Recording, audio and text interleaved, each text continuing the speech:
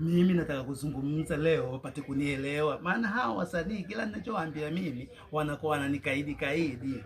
Umenielewa? Sasa wanajionea wenyewe kazi, wanakaa kutazamana tu, akili zao zinawatoka toka tu. Yaani mimi nawaambia hivi, wao wanafanya hivi.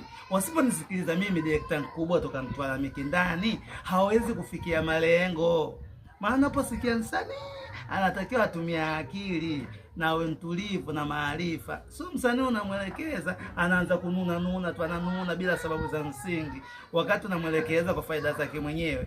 Mimi wakinikubali sawa, wasiponikubali watajua wenyewe, maana mimi mradi ya kwangu nimeyafanya. Maana watoto wanafanya kuvurugwa. Mimi naambia mambo fanyeni hivi, wao nataka wanavyotaka wao.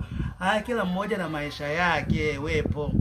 Mimi nilishaongeaga na yule mzee Jafari mvuvi wa samaki. Hata kama kalendemuka, lakini kuna muda mwingine ana akili sana yule mzee, ana mawazo.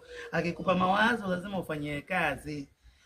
Vijana wa siku hizi wanaona hau zao zimezidi. Wepo. Hata kama kiniona hivi, mimi ndo nishachaguliwa kuwa director mkubwa sasa kutoka Mtwara Mikindani. Yeye anapinga, yeye nani? Akitaka afanye, asipotaka asifanye. Na mimi wasijali wala siumii lo. Mimi nataka kuzungumza leo wapate kunielewa, maana hawa wasanii kila ninachowaambia mimi wanakuwa wananikaidi kaidi. Umenielewa? Sasa wanajionea wenyewe kazi, wanakaa kutazamana tu, akili zao zinawatoka toka tu. Yaani mimi nawaambia hivi, wao wanafanya hivi. Wasiponisikiliza mimi, director mkubwa toka Mtwara Mikindani, hawezi kufikia malengo. Maana unaposikia msanii anatakiwa atumia akili na awe mtulivu na maarifa. Sio msanii unamwelekeza anaanza kununa nuna tu, ananuna bila sababu za msingi, wakati unamwelekeza kwa faida zake mwenyewe. Mimi wakinikubali sawa, wasiponikubali watajua wenyewe, maana mimi mradi ya kwangu nimeyafanya. Maana watoto wanafanya kuvurugwa.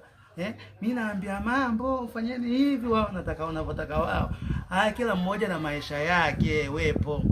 Mimi nilishaongeaga na yule mzee Jafari mvuvi wa samaki.